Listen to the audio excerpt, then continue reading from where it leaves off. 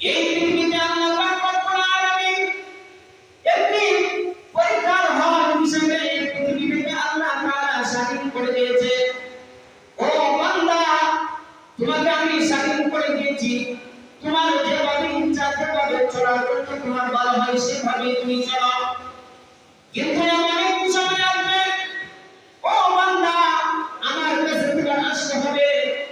তুমি যদি দুনিয়াতে কোনো ভালো কাজ করে থাকো, তুমি যদি বারোতন্ত্রে চলে থাকো, আমার এবং আমার রাসূলের কথার উপর যদি তুমি চলে থাকো, তাহলে তোমার জন্য কাল কিয়ামতের ময়দানে আমার কাছে নাজাতের ব্যবস্থা হবে। বলেন না সুবহানাল্লাহ। আর যদি তুমি কোরআন হাদিসের বিরুদ্ধে চলো, আমি পৃথিবীতে তোমাকে এত সুন্দর করে সৃষ্টি করেছি, আজকে তুমি কোরআন হাদিসের বাইরে তুমি চললা, তোমার মন চাই জিন্দেগির মতো তুমি চললা, কোরআন হাদিসকে তুমি কোনো ফলো করলা না। এই মুহূর্তে যদি তোমার মৃত্যু হয়, তোমার মৃত্যুটা হবে একটি বেঈমানের মতো, তোমার মৃত্যু হবে। কিয়ামতের ময়দানে তুমি আল্লাহ তাআলার কাছে তোমার মতো ব্যক্তি কোনো জবাব দিতে পারবে না। এই জন্যই আল্লাহ তাআলা আপনাকে আমাকে সৃষ্টি করেছে একমাত্র তার আনুগত্য করার জন্য। পরের আয়াতের মধ্যে আল্লাহ পাক রব্বুল আলামিন বলেন, فمن تولى بعد ذلك فأولئك هم الفاسقون। এই পৃথিবীতে যে সমস্ত মানুষ রয়েছে, যে সমস্ত ব্যক্তি ঈমান আমলের উপর আল্লাহ তাআলার যত হুকুম আহকাম রয়েছে, হুকুম আহকামের উপর চলতে গিয়ে যখন এই সমস্ত কোনো কথা শুনতে চায়, তখন সে ঘাড় মটকিয়ে ঘুরে ফেলে। এরকম আছে কিনা? মানুষকে যখন দাওয়াত দেওয়া হয়, ভাই মসজিদের দিকে আসেন, মসজিদের দিকে আসেন, যখন তাদের কাছে কোনো দিনের দাওয়াত দেওয়া হয়, তখন ওই ব্যক্তিগুলো বলে, ভাই আমার কাপড় কোথাও না, আমি কিভাবে এখন মসজিদে যাব, কিভাবে আমি নামাজ পড়বো? কিন্তু আজকে যদি আমার মাথার মধ্যে যদি বিন্দু পরিমাণ কোন জ্ঞান যদি থাকতো, আল্লাহ তাআলা আমাকে একজন মুসলিম হিসেবে সৃষ্টি করেছেন, আমি কিভাবে ওযু ছাড়া থাকি, আমি কিভাবে নাপাক অবস্থায় আমি দুনিয়াতে চলাফেরা করি। মুসলমান তো এমন মুসলমান হতে হবে, সর্ব অবস্থায় সর্ব হালাতে আল্লাহ তাআলার কাছে আমার দোয়া করতে হবে, কাবার মালিক সর্ব অবস্থায় আমাদের তুমি ঈমানে আগ্রহ করা। কথা বলেন ঠিক কিনা? মুসলমান তো এমন অবস্থায় চলতে হবে, মৃত্যুর পরে যেন আযাবের ফেরেশতার হাতে আমার কেন কোনো করা না যেতে হয়। আজকে যদি আমি মুসলমান হয়ে যদি আমি ঈমান আমল নিয়ে যদি আমি মৃত্যুবরণ না করতে পারি, কবরের জগতে আমার মতো মানুষ কিভাবে আল্লাহ তাআলার কাছে আমি জবাব দিব? কবরের জগতে আল্লাহ তাআলার পাঠানো দুইজন ফেরেশতা এসে আপনাকে প্রশ্ন উত্তর করবে, মান রব্বুকা ওয়া মা দীনুকা ওয়া মান হাদা রাজুলুল্লাযী বুইসা ফীকুম। তোমার রব কে? তোমার ধর্ম কি? তুমি কি চিনো ওই ব্যক্তিকে যাকে তোমাদের কাছে প্রেরণ করা হয়েছিল? খোদার কসম, আকাশের মালিকের কসম করে বলতে পারি, জমিনের মালিকের কসম করে বলতে পারি, আল্লাহ তাআলা এই পাঠানো দুইজন ফেরেশতা যখন আপনাকে আমাকে যখন প্রশ্ন উত্তর করবে, ওই প্রশ্নের উত্তর যদি আমরা যদি সঠিকভাবে না দিতে পারি, তাহলে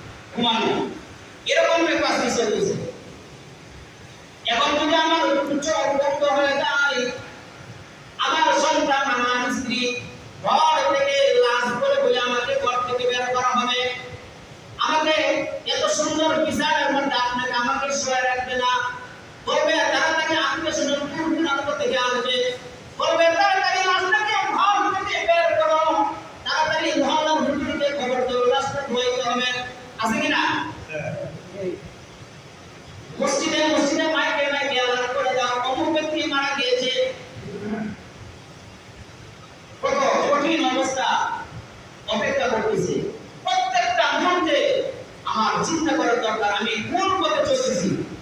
এই জন্য আমাদের ইসলামের উপর চলতে গেলে, ইসলামের কথা শুনতে গেলে, যখন কোনো মানুষকে যখন ইসলামের দাওয়াত দেওয়া হয়, দ্বীনের কথাগুলো বলা হয়, তখন ওই মানুষের কাছে ভালো লাগে না। কথা বলেন ঠিক না? তখন ওই কথাগুলো ভালো লাগে না। যখন তাকে বলা হয় মসজিদের মধ্যে তিনি আলোচনা হইতেছে, কোরআন হাদিসের কথাগুলো শোনার জন্য আপনাকে আহ্বান করছে, তখন ভালো লাগে না। এরকম আছে কিনা? আছে। এরকম মন মানসিকতা আমাদের ভিতর থেকে আমাদের চিন্তাগুলো চেঞ্জ করতে হবে। ইসলামের দাওয়াত দিলে সে দাওয়াত পছন্দ হয় না। কোরআন হাদিসের আলোচনা হইতেছে, সেই জায়গায় গেলে যখন কোরআন হাদিসের সত্য কথাগুলো যখন তুলে ধরা হয়, তখন সমাজের মধ্যে কিছু কিছু ব্যক্তি থাকে, তাদের গায়ের মধ্যে কি হয়? আগুন জ্বলতে থাকে। আছে কিনা এরকম?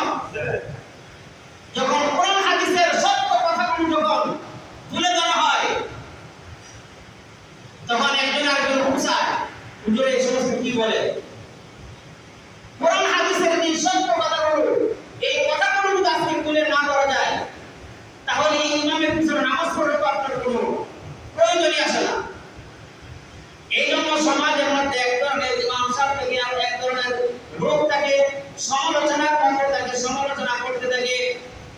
এক ধরনের এমন কিছু ব্যক্তি থাকে, দেশের মধ্যে এমন কিছু তেলবাজি করার জন্য মানুষের সাথে ওইভাবে চলাফেরা করে, কার সাথে চললে আমার চাকরিটা আর গ্রহণযোগ্যতা বাড়বে, ওইভাবে চলার চিন্তা ভাবনা করে। অথচ হাজার হাজার মানুষ চলতে চায় হকের পথে। হক কথাগুলো সমাজের মধ্যে আমি উৎপন্ন করবো, মানুষ সেইগুলো ফলো করে চলবে, আমাকে অনুসরণ করবে, কোরআন হাদিসের কথাগুলো আমার কাছ থেকে শুনবে। আমি যখন তেলবাজি করবো, নাটকবাজি করবো, তখন যে সমস্ত বামপন্থী যে সমস্ত ওলামায়ে কেরাম থাকে, তাদের উপর চাপ সৃষ্টি হতে থাকে। কথা বলেন ঠিক কিনা? আপনারা 2-3 বছর আগে একটি ঘটনা জানেন, বাংলাদেশের শাইখুল হাদিস আল্লামা মামুনুল হক সাহেব, তিনি আরো 3 বছর আগে ভাস্কর্যের বিরুদ্ধে, মূর্তির বিরুদ্ধে তিনি কথা বলছিলেন। এই কথাগুলো আরেকজন তুলে ধরলেন। সর্বাবস্থায় যাত্রাবাড়ির গোলাইকালে এমন একটি সুন্দর করে একটি মূর্তি বানানো হয়েছিল, ভাস্কর্য।